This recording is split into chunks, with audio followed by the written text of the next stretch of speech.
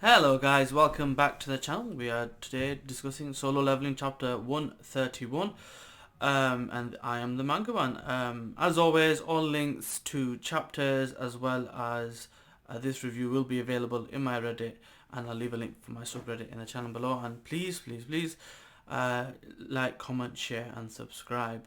Realistically now, I've gone into the habit of doing this late, so apologies. When I caught up, I originally planned for this Wednesday to be like, you're definitely going to do this on time type of situation. But unfortunately, I was at a funeral yesterday and pretty much most of my day was taken up till midnight. And then when I got back, I was just tired and I wanted to sleep. With that being said, I didn't want to lumber this on for much longer. I wanted to get this out as soon as possible because it was a brilliant chapter and it leaves you wondering what's going to happen next. So, without further ado, let's get into this review. So, the chapter itself realistically focuses on two elements. It focuses on a little bit on Jin Woo, and then it focuses on the S rank gate in Tokyo, Japan. I believe it's Tokyo. Well, Japan. It does jump about a bit. So essentially, it starts off with Jin Woo goes to the gate, back to Jin Woo, back to the gate, and then it ends.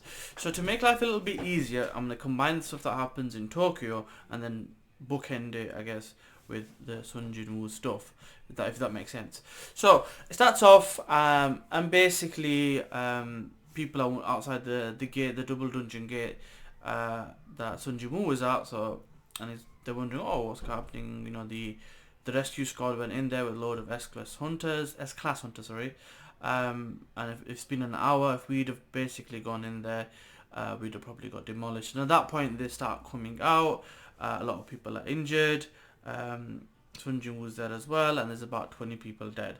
That ultimately tells us that although we saw it in a few panels, the time it took for the rescue squad to enter that second double dungeon door to walk in Sunjin Woo up, as well as the aftermath after that, once the puppet master was, or the architect was taken care of, 20 people had died. So there was a period of time that elapsed that maybe wasn't fully emphasized in the chapters.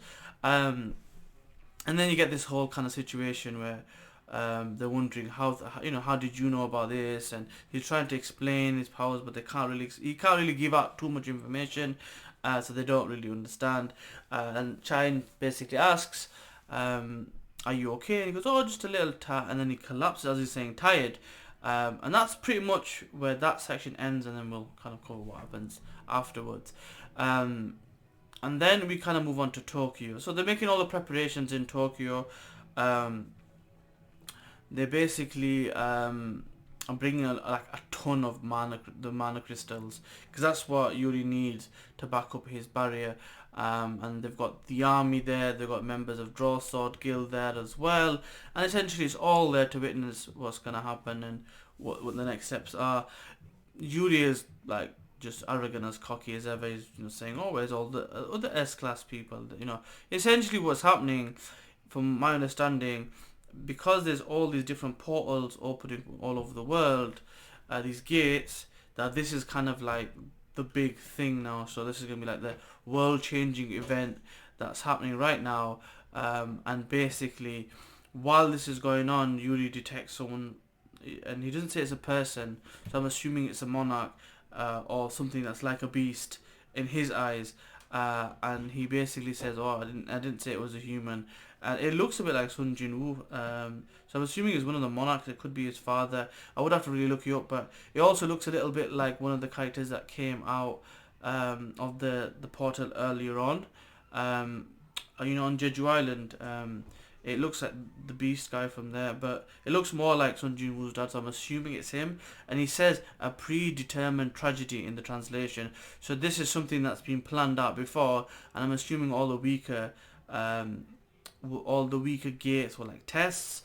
But the problem with this, for the most part, is the over-reliance on people with special abilities, and that's essentially the downfall of this section. They're talking about Yuri being a specialist and him being cocky, and you see that there's a break, and he starts essentially putting the barrier up, and he's like, oh, these A rank monsters are coming out. Oh, they're trying to break my barrier, are you? But the giants, and as shown when Sun Tzu gets told, it broke through the barrier easily, and that's where the chapter ends. But what does that mean for essentially Japan? So essentially, what this is going to mean is this. First of all, if an S-class person's barrier has been broken so easily, and that's his specialism, and he's been reinforced by a ton of mana, essentially that means that those giants are essentially S-class or above. And there's no hunter on Earth that's basically going to help him, other than the people that are meant to be the strongest in the world. Like a Sun Jin Woo's father, and possibly the guy that's the top hunter in China. I believe they're going to be the only ones that can really do anything. But I don't expect the guy from China to really be, Sun Jin Woo's level. So I expect destruction. I expect hunters to get killed.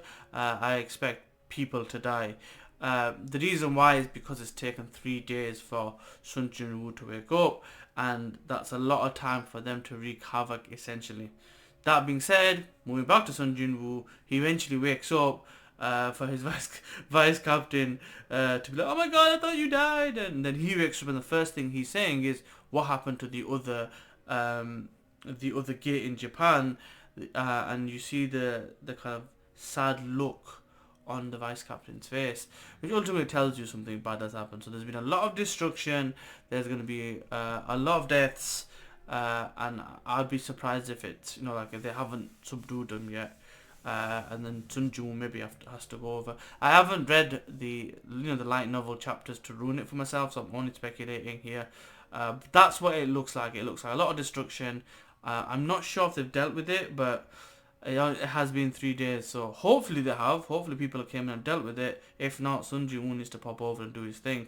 With that being said, that is the chapter review. Let me know in the comment section below what you thought, and as always, like, comment, share, and subscribe. I will see you in the next one. Peace.